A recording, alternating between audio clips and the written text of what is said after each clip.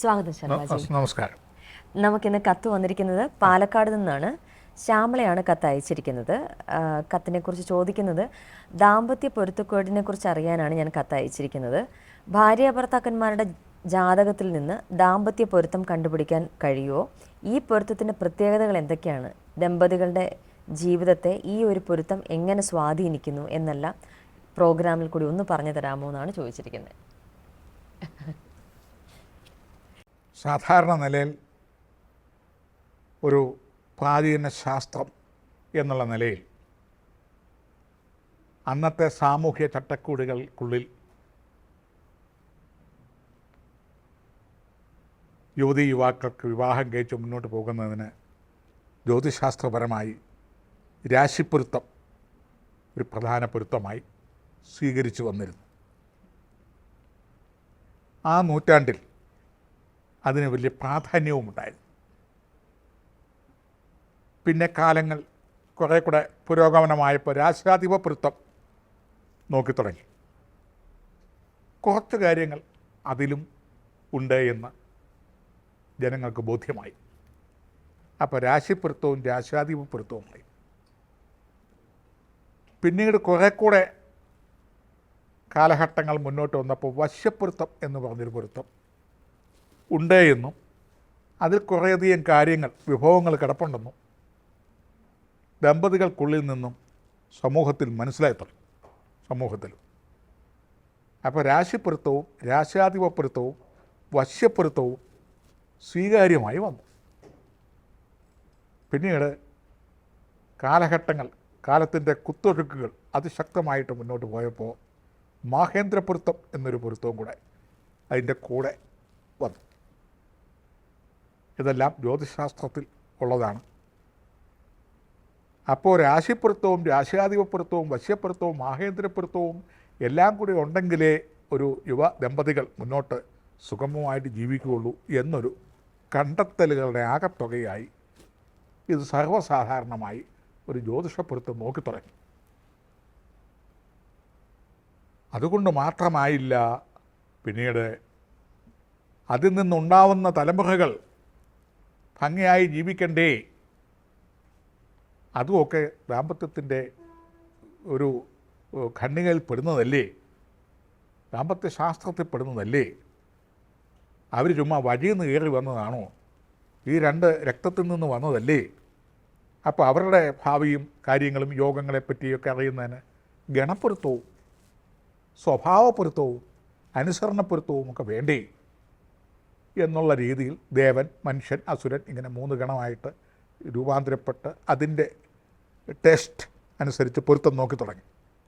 ദേവൻ ദേവനായിട്ടും മനുഷ്യൻ മനുഷ്യഗണമായിട്ടും അസുരൻ അസുരഗണമായിട്ടും ഒക്കെ. അതുകൊണ്ട് മാത്രം ആവുന്നില്ല. വെജിറ്റേറിയൻ മാത്രം കഴിക്കുന്നവർക്ക് നോൺ വെജിറ്റേറിയൻ കഴിക്കണം എന്നൊരു തോന്നലും, നോൺ വെജിറ്റേറിയൻ കഴിച്ചു മടുത്തവർക്ക് വെജിറ്റേറിയനിലേക്ക് മാറിയാലും ഇത് രണ്ടും കഴിക്കുന്നവർക്ക് ആയുർവേദ ആഹാരങ്ങൾ കഴിച്ചാൽ കൊള്ളാം എന്നൊരു തോന്നലുകളും തോന്നി തുടങ്ങി. ആ തോന്നലുകൾ പിന്നീട് ഡെവലപ്പ് ചെയ്തു. പരിഷ്കൃത സമൂഹത്തിലേക്ക് വന്നു കഴിഞ്ഞപ്പോഴത്തേനും ഗണപ്പൊരുത്തം ഒരു വലിയൊരു അത്യാവശ്യമാണ് എന്ന് മനസ്സിലായി. കാരണം എല്ലാവരും ദേവഗണത്തിൽ ജനിക്കാൻ വിധിക്കപ്പെട്ടവരല്ലല്ലോ.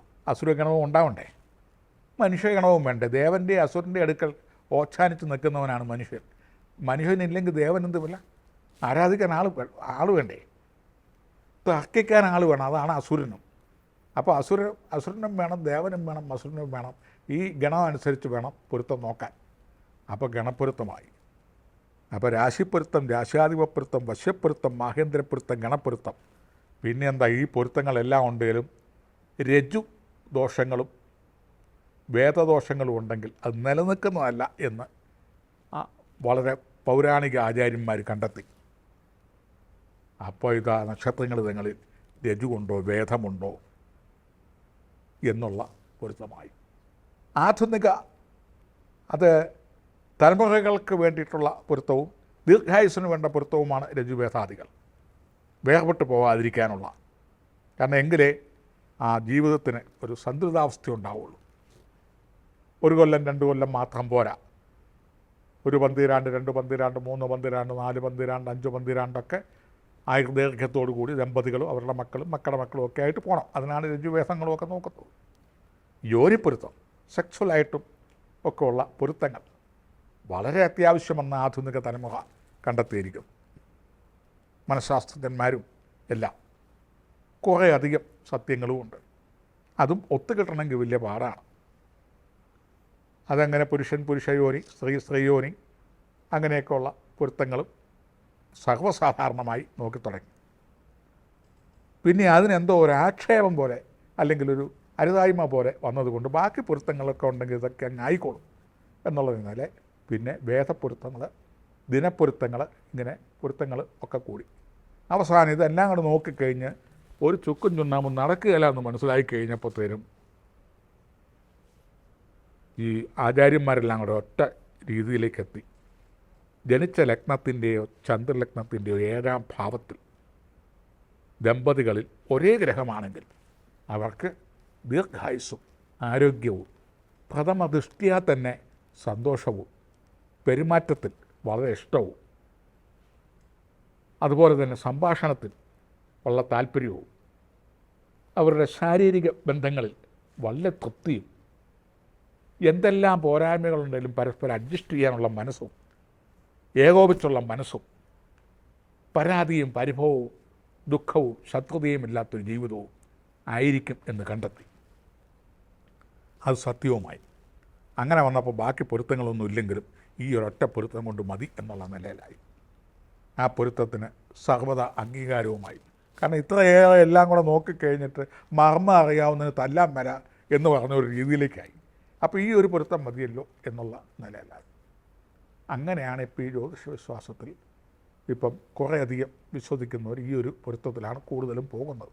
മറ്റു പല പൊരുത്തങ്ങളും ഒത്തില്ലെങ്കിലും 7ാം ഭാവാധിപൻ, ലഗ്നാൽ 7ാം ഭാവാധിപൻ അല്ലെ ചന്ദ്രാൽ 7ാം ഭാവാധിപൻ ഇണകൾക്ക് എന്ന് വെച്ചാൽ വിവാഹം കഴിച്ചില്ലെങ്കിലും ടുഗദർ ലീവിങ്, അതുപോലെ ഗാന്ധർവം, സംബന്ധം, സ്വയംവരം, ഇങ്ങനെയൊക്കെയുള്ള ബന്ധങ്ങളായി ആ ഉള്ള കാലം സ്വരുമയായി സന്തോഷമായി പോകുന്നതിന് 7ാം ഭാവാധിപൻ ഒറ്റ ഗ്രഹമായിരുന്നാൽ മതി, എല്ലാവർക്കും സന്തോഷമായി. പക്ഷേ അങ്ങനെ ഒത്തു കിട്ടണം.